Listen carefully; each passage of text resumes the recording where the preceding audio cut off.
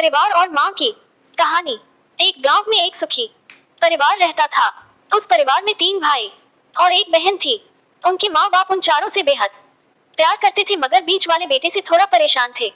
बड़ा बेटा पढ़ लिख कर डॉक्टर बन गया था और छोटा बेटा भी पढ़ लिख कर इंजीनियर बन गया था, मगर बीच वाला बेटा बिल्कुल गंवार और आवारा किस्म का था।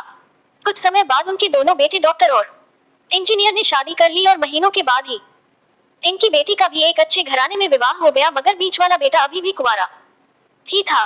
वो अनपढ़ था और कहीं पर मजदूरी का छोटा सा काम करता था। उसको शादी के लिए कोई भी लड़की नहीं मिल रही थी। उसके माँ बाप उससे बहुत परेशान हो चुके थे।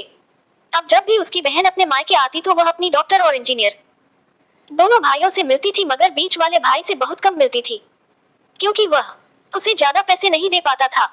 लेकिन फिर भी वह अपनी बहन से बहुत अधिक प्यार करता था। कुछ समय बाद उनके पिताजी की बीच वाले बेटे की बिना शादी किए बिना ही मृत्यु हो गई।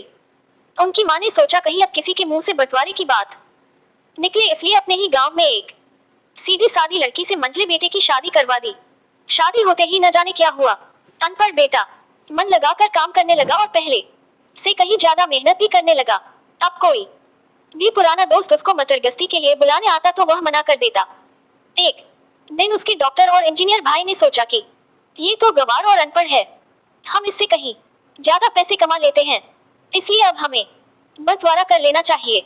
माँ के लाख मना करने के बाद भी दोनों बेटों ने बंटवारे की तारीख तय कर दी और उन्होंने अपनी बहन को भी बुला लिया।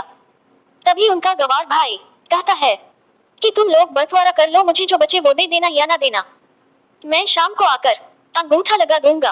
तभी उसकी बहन कहती है, अरे बेवकूफ, तू तो हमेशा बेवकूफ ही रहेगा। जमीन का हिस्सा तो आमने सामने बैठकर होता है। और उसकी माँ भी उसे काम पर जाने से रोकती है।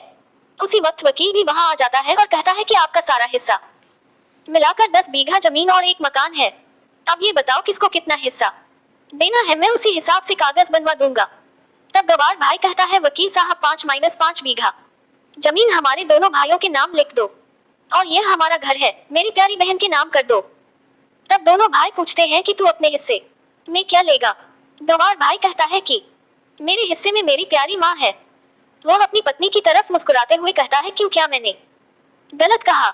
उस गंवार और अनपढ़ की पत्नी अपनी सास से लिपटकर कहती है, माँ से बड़ी वसीयत क्या होगी मेरे लिए। उसी वक्त उसका गंवार पति भी अपनी माँ से लिपट जाता है। गंवार बेटे और बहू के प्यार ने जमीन जायदाद के बंटवारे को एक सन्नाटे में बदल दिया।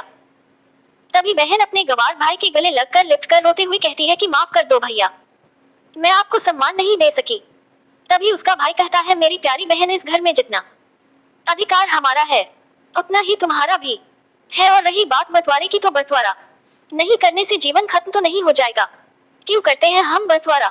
क्या हम एक साथ मिलकर नहीं रह सकते, जैसे हम बचपन में मिलकर खेलते रहते थे?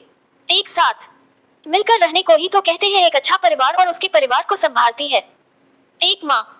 तभी उसके दोनों भाई भी बहुत शर्मिंदा होते हैं और वह बंटवारे के सभी कागज फाड़ कर फेंक देते हैं, और उस दिन के बाद से उनका पूरा परिवार खुशी खुशी एक साथ रहने लगा।